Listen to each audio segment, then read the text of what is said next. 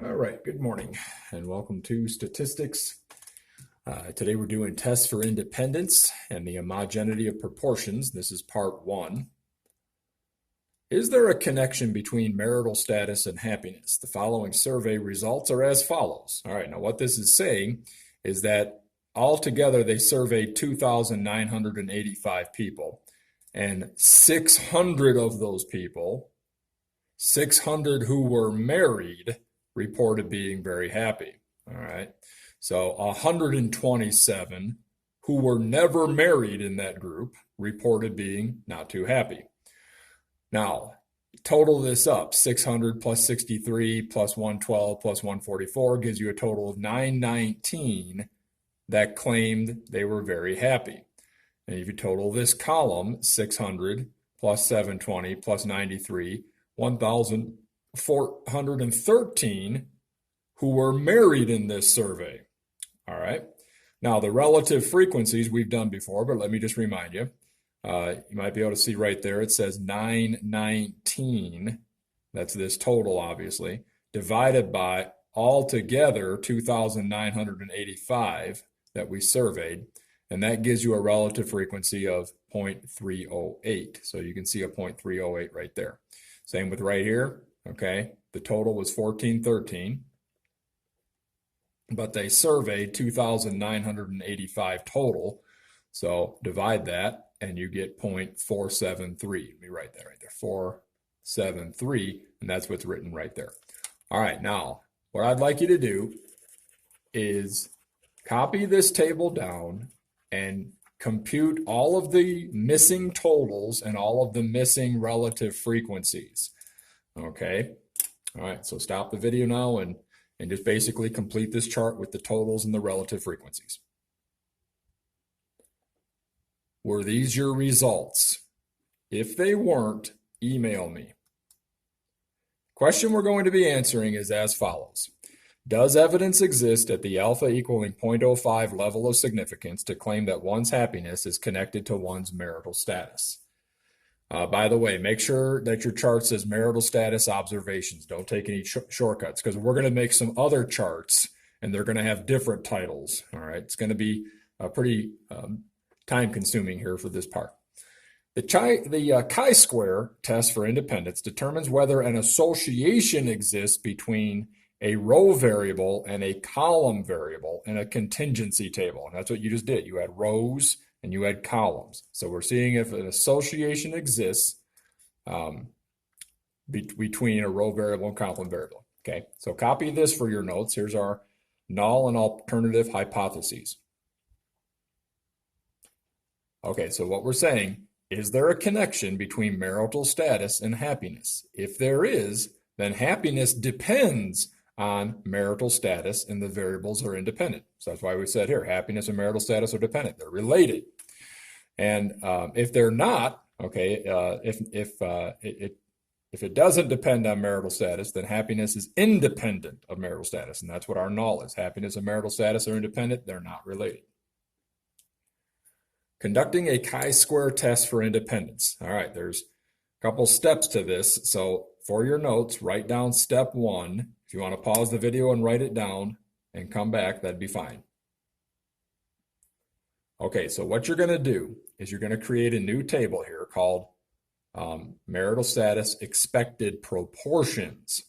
Now you get each of these expected proportions by multiplying, like it says, the probabilities with one another. Now you might say, well, which ones? Well, let's go back to your first table here.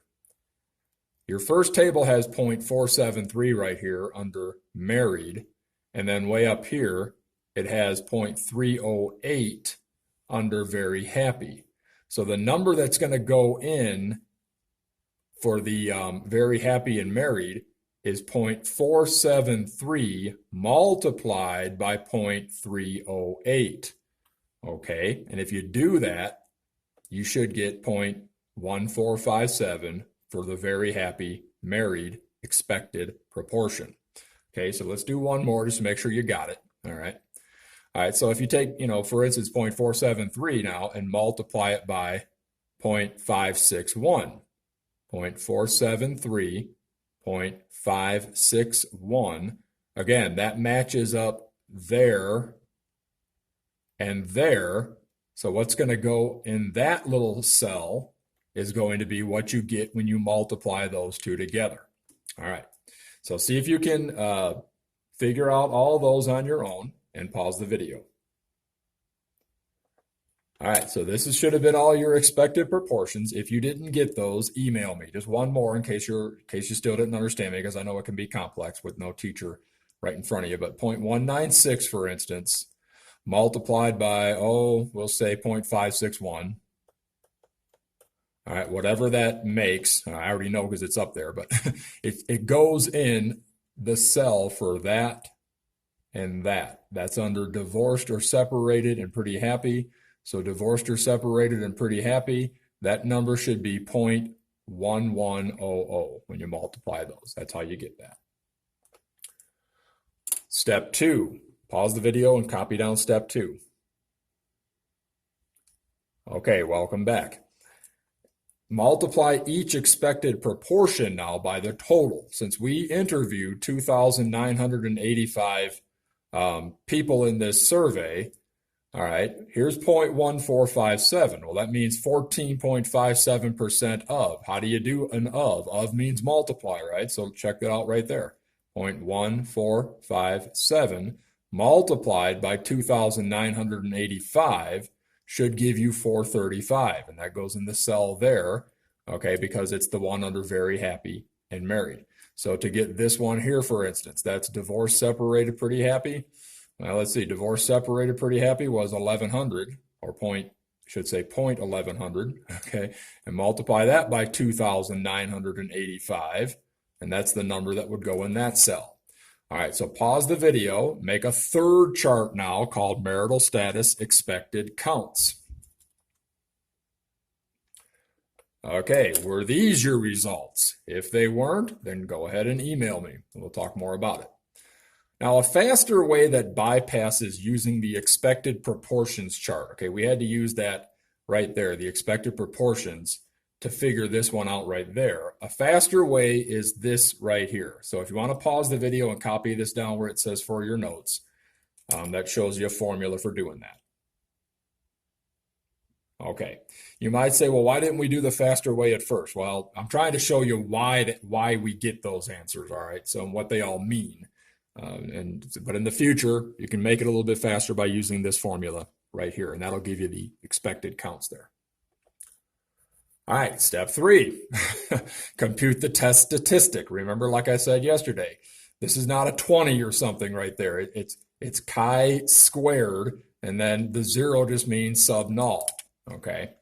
All right, but the formula is the same one that we did yesterday. It's summing up, okay, the summation, all of your observations minus your expected counts, squaring them, divided by the expected counts, and your degrees of freedom are different this time, okay? The degrees of freedom are determined by how many rows did we have? Well, we have 1, 2, 3 rows and 1, 2, 3, 4 columns, okay? So 3 rows minus 1, all right, and 4 columns minus 1, all right, that's what C and R are standing for. So that gives you 3 minus 1, 2, and 4 minus 1, 3. So our degrees of freedom are going to be 6, and that's going to play a part when we use the table in the back of the book, okay? All right, so in other words, well, pause the video and copy that if you haven't already, okay? And keep in mind, all expected counts must be greater than or equal to 1. Well, look at your expected counts. They're all greater than or equal to 1. And no more than 20% of them can be less than 5. Well, none of them are less than 5, so we're okay. All right, so is this the case with our data? If so, we can conduct a chi-square test for independence. All right, here's your observed counts. Here's your expected counts, okay? And using that formula to get the test statistic, the chi-square, okay, look what it's saying. It's saying observation minus expected count. So 600 is your first observation there. and it correlates with an expected count of 435. So that's why we're minusing 435. We're squaring that, and we're dividing by the expected count right there of 435. But the sum means you add up the next one.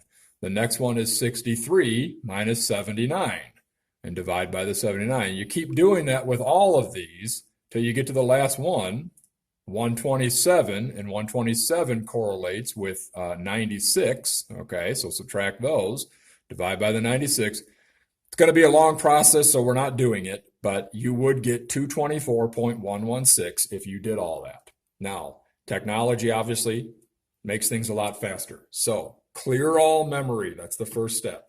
Okay, second function memory. Number 7, okay, clear all the memory. All right. If you've never done a matrix before on a calculator, I'm not sure if we did one in statistics or not. We might have done one in college math.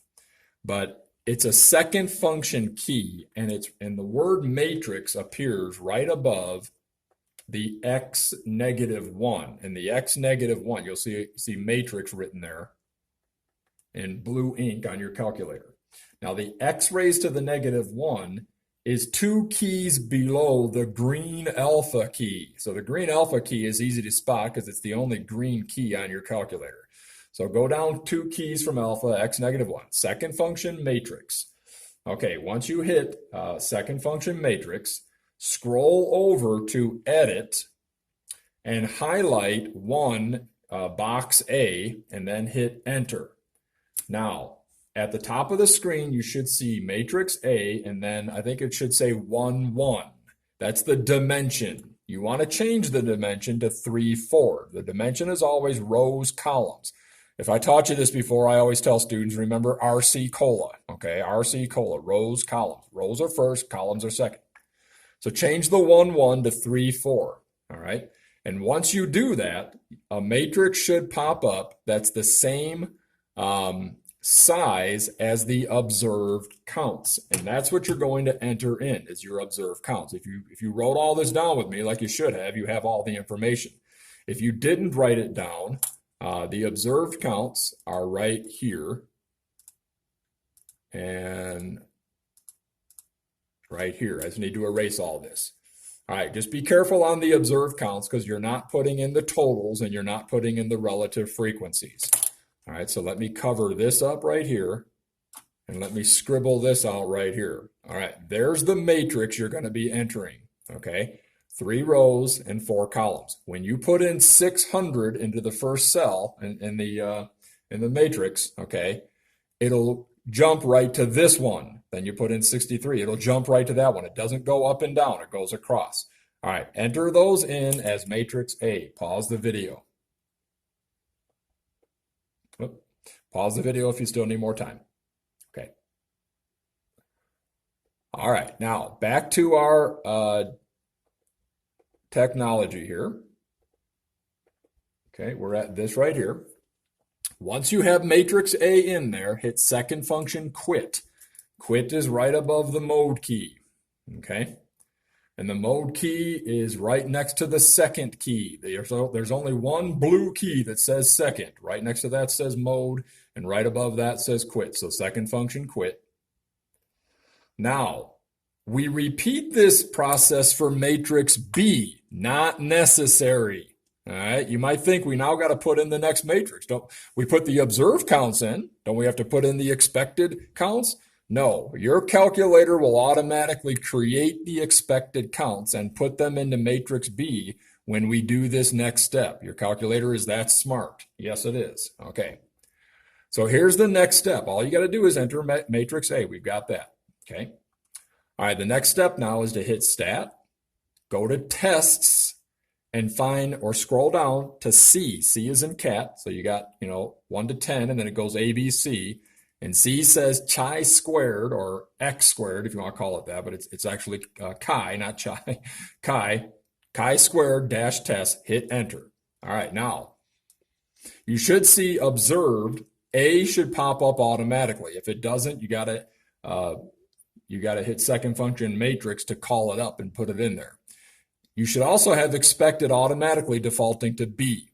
All right, and like I said, you have to bring these up using second function matrix if they're not defaulting to these. So all we have to do now is scroll down to calculate and hit enter. Now, is your test statistic 224.116? Yes, it is. All right, if it's not, email me. And again, that's the same as what we got if we had done all that by hand. Remember doing that whole complicated formula by hand and getting 224.16? Like I said, we didn't do it, but that's what we would have got. We would have got 224.116.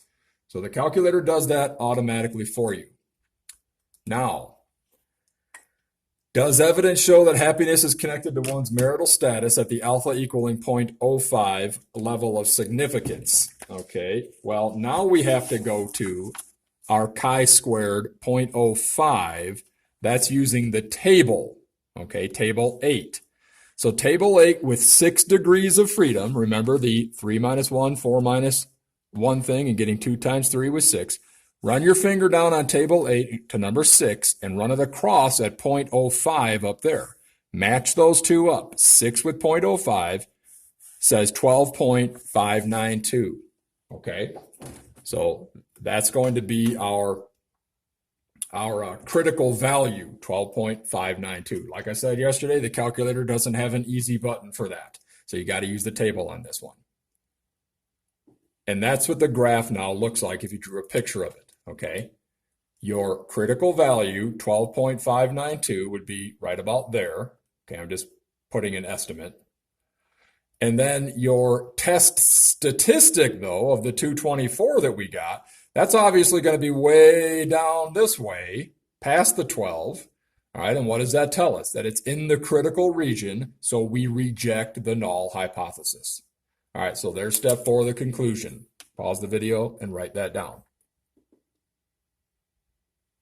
All right, like I said, since our chi-square null is to the right of the chi-square critical value, okay, we reject the null hypothesis. There is sufficient evidence to conclude at the alpha equaling 0.05 level of significance that happiness and marital status are related.